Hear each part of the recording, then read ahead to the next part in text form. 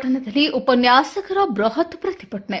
ಹೌದು ವೀಕ್ಷಕರೇ, ಕರ್ನಾಟಕ ರಾಜ್ಯ ಅತಿಥಿ ಉಪನ್ಯಾಸಕರ ಸಂಘದ ವತಿಯಿಂದ ರಾಣೆಬೆನ್ನೂರಿನಲ್ಲಿ ಹಾವೇರಿ ಜಿಲ್ಲಾಧ್ಯಕ್ಷ ಡಾ ಪ್ರಶಾಂತ್ ಬೆನ್ನೂರ್, ರಾಜ್ಯ ರೈತ ಸಂಘದ ಕಾರ್ಯದರ್ಶಿ ರವೀಂದ್ರ ಗೌಡ್ ಎಫ್ ಪಾಟೀಲ್ ಇವರ ನೇತೃತ್ವದಲ್ಲಿ ಪ್ರತಿಭಟನೆ ನಡೆಸಲಾಯಿತು.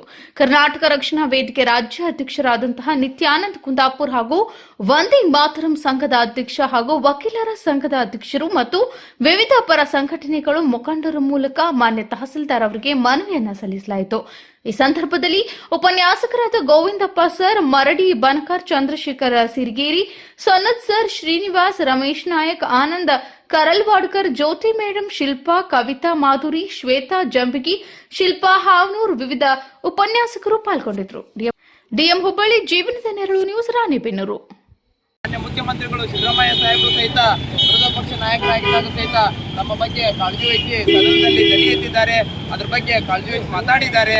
ಮತ್ತೆ ಅವರ ಒಂದು ಪಕ್ಷದ ಪ್ರಣಾಳಿಕೆಯಲ್ಲಿ ಸಹಿತ ನಮ್ಮನ್ನ ಪೂರ್ಣಕಾಲಿಕವಾಗಿ ನಿಮ್ಮನ್ನ ಕಾಯಮಾತಿ ಮಾಡ್ತೇನೆ, ಕಾಯಮಾತಿ ಭಾಗ್ಯ ಕೊಡ್ತೇನೆ ಅಂತ ಹೇಳಿದ್ದಾರೆ. ಸೊ ಅದನ್ನು ನಾವು ಕೇಳ್ತಾ ಇದ್ದೇವೆ, ಬೇರೆ ಏನು ಕೇಳ್ತಾ ಇಲ್ಲ. ಕಾನೂನಾತ್ಮಕವಾಗಿ ಒಂದು ಸಾಮಾಜಿಕ ನ್ಯಾಯವನ್ನ ನಮ್ಮ ಅತಿಥಿ ಉಪನ್ಯಾಸಕರಿಗೆ ಒದಗಿಸಿಕೊಡ್ಬೇಕು. ಇದು ಇಂದು ನಿನ್ನೆಯ ಹೋರಾಟ ಅಲ್ಲ, ಕಳೆದ 25 ವರ್ಷಗಳಿಂದ ನಡೀತಾ ಇದೆ. ಇವತ್ತಿಗೆ ನಾವು ತರಗತಿಗಳನ್ನ ಬಹಿಷ್ಕರಿಸಿ ಕರ್ನಾಟಕ ರಾಜ್ಯಾದ್ಯಂತ ಒಂದು ಪ್ರತಿಭಟನೆಯನ್ನು ಮಾಡ್ತಾ ಇದ್ದೇವೆ. ಇವತ್ತಿಗೆ 30ನೇ ದಿನಕ್ಕೆ ನಮ್ಮ ಒಂದು ತರಗತಿಯ ಬಹಿಷ್ಕಾರ ಮತ್ತು ಪ್ರತಿಭಟನೆ ಆಗ್ತಕ್ಕಂಥದ್ದು ಇಡೀ ರಾಜ್ಯಾದ್ಯಂತ ನಡೀತಾ ಇದೆ. ಯಾಕಂದ್ರೆ ನಾವೀಗ ಅತಿಥಿ ಉಪನ್ಯಾಸಕರಂದ್ರೆ ಬಡ ವರ್ಗದವರು. ಯಾಕಂದ್ರೆ ಬಹಳ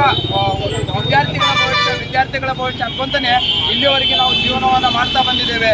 ಯಾವುದೇ ಸರ್ಕಾರ ಬರಲಿ, ಮುಂದೆ ಮಾಡೋಣ, ಈ ರೀತಿ ಮಾಡೋಣ ಅಂತ ಹೇಳ್ತಾನೆ ಹೋಗ್ತಾ ಇದೆ. ಆದ್ರೆ ನಮ್ಮ ಒಂದು ಗಂಭೀರವಾದಂತ ಸಮಸ್ಯೆಯನ್ನ ಈಡೇರ್ತಾ ಇಲ್ಲ. ಆದ್ರೆ ಈಗ ಒಂದು ಘನ ಸರ್ಕಾರ ನಮ್ಮ ಬಗ್ಗೆ ಒಂದು ಪ್ರಣಾಳಿಕೆಯಲ್ಲಿ ಹಾಕೊಂಡಿದೆ. ನಾವೀಗ ನಿರೀಕ್ಷೆಯಲ್ಲಿದ್ದೇವೆ. ಆದಷ್ಟು ಬೇಗ ಮಾನ್ಯ ಮುಖ್ಯಮಂತ್ರಿಗಳಾಗಿರ್ಬೋದು, ಮತ್ತೆ ಉನ್ನತ ಶಿಕ್ಷಣ ಸಚಿವರಾಗಿರ್ಬೋದು, ಇದಕ್ಕೆ ಸಂಬಂಧಪಟ್ಟಂತ ಇಲಾಖೆಗಳಾಗಿರ್ಬೋದು, ಎಲ್ಲ ನಮ್ಮ ಅತಿಥಿ ಉಪನ್ಯಾಸಕರನ್ನ ಕಾಯಮಾತಿ ಮಾಡ್ತಾರೆ ಅನ್ನೋ ಒಂದು ಭರವಸೆಯನ್ನು ಇಟ್ಕೊಂಡು ಈಗ ನಮ್ಮ ರಾಣೆಬೆನ್ನೂರು ತಾಲೂಕಿನ ದಂಡಾಧಿಕಾರಿಗಳ ಮೂಲಕ ನಾವೊಂದು ಮನವಿಯನ್ನ ಸಲ್ಲಿಸ್ತಾ ಇದ್ದೇವೆ.